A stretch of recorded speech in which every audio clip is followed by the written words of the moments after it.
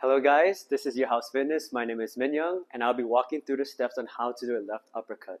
So essentially you want to go back to your stance, and as you're going for an uppercut, it's the same thing as a hook. However, your torso is going to be diagonal. So as you're doing it, you want to see this motion and you just want to twist your torso from down to up like this. So this is what you want to see. And also, as you're doing an uppercut, you want to bend your knees, and as soon as you come up, you explode while you're turning your torso from bottom to top. So as a demonstration, doing a left uppercut, my hands are up, leading jab out, and as I'm doing it, go down, shift my body weight from down to up, which looks like this. So as a demonstration, when I'm doing this, hitting this bag, I want to be loose, and as a demonstration,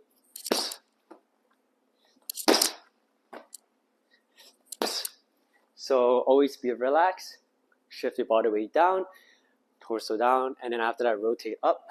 So this is the motion you want to see. So that's how you do a left uppercut. Hope you guys enjoy. Link in the description.